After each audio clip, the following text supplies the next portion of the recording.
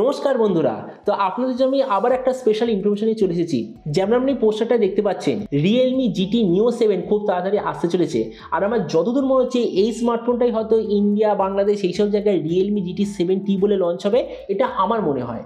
তো এই জন্য এই ভিডিওতে আমরা ডিসকাস করবো যে এবারে যে রিয়েলমি GT Neo 7 বলে যে স্মার্টফোনটা আসছে, এর পুরো ডিজাইন, স্পেসিফিকেশন আর প্রাইস, আর যে দামে লঞ্চ হবে তো সেই দাম এটা কি সবচেয়ে বেস্ট ডিভাইস হবে কি হবে না, এই ভিডিওতে আমরা এটা সম্বন্ধে আলোচনা করব। তো চলুন শুরু করা যে ভিডিওটা কোনো সময় নষ্ট না করে, আপনি যদি গ্যাজেটওয়াল বাংলা চ্যানেলে প্রথমবার আসেন আর কোন বাংলা টেক ভিডিও ডেলি দেখতে চান, তাহলে গ্যাজেটওয়াল বাংলা চ্যানেলটা সাবস্ক্রাইব অবশ্যই করে নেবেন। তো প্রথম আমরা আলোচনা করবো স্মার্টফোনটার ডিজাইন সম্বন্ধে। তো যেমন দেখতে পাচ্ছেন এবারে যে রিয়েলমি GT Neo 7 বলা হচ্ছে যে ডিজাইনটা হবে এক্স্যাক্টলি রিয়েলমি GT 7 Pro এর মতো, মানে ধরে নিন ডিজাইনের দিক থেকে খুব একটা চেঞ্জেস হবে না। এর থিকনেস হবে 8.6 মিলিমিটার আর ওয়েট 205 গ্রাম। এর পেছন দিকে আপনি পাবেন গ্লাস ব্যাক, সাইডে আছে মেটালের ফ্রেম, আর ফোনটা আপনি 2 থেকে 3টে ডিফারেন্ট কালারে দেখতে পাবেন।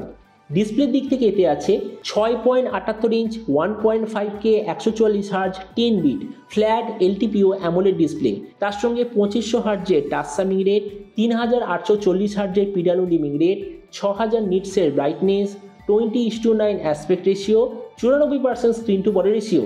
ডিসপ্লের যে সার্টিফিকেশন তাতে আছে HDR10+ ডলবি ভিশন দুটো সার্টিফিকেশন, আর তার সঙ্গে গরিলা গ্লাস ভিক্টাস 2 এর ডিসপ্লে প্রোটেকশন।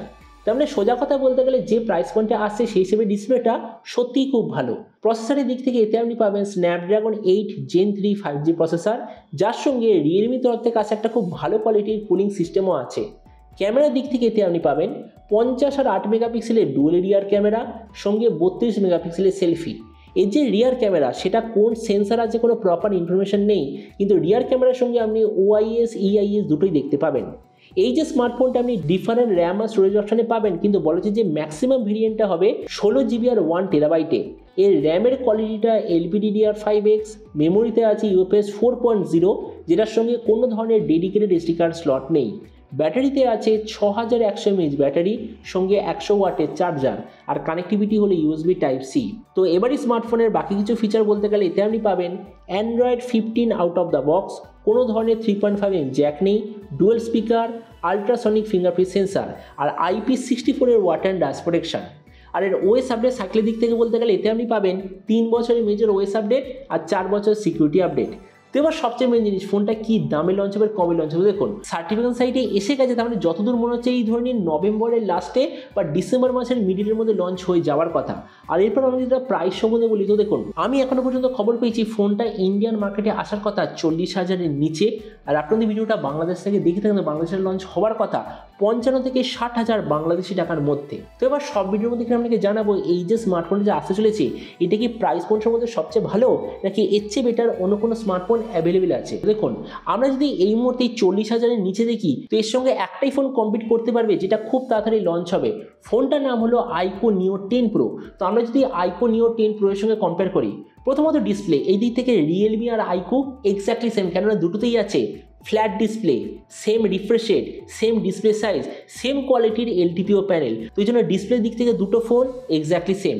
প্রসেসর এই দিক থেকেও দুটো সেম, কেননা দুটোতেই আছে স্ন্যাপড্রাগন 8 Gen 3, মানে কোনো ডিফারেন্স নেই। ক্যামেরা দুটোতেই আছে 50 আর 8 রিয়ার ক্যামেরা, আর দুটোতেই আমি শুনেছি 32 মেগাপিক্সেলের সেলফি। তো এই জন্য এই দিক থেকে দুটো exactly same.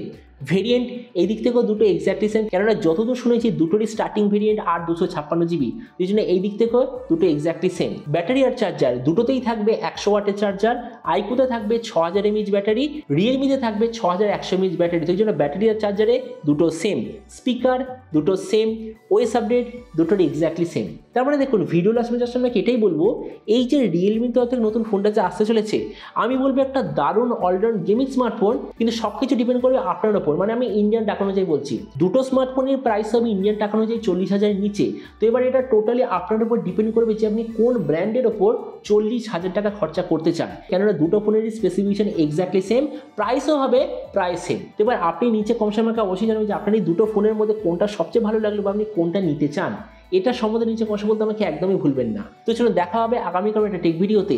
Till then stay tuned, always remember, think positive, be positive. Thank you.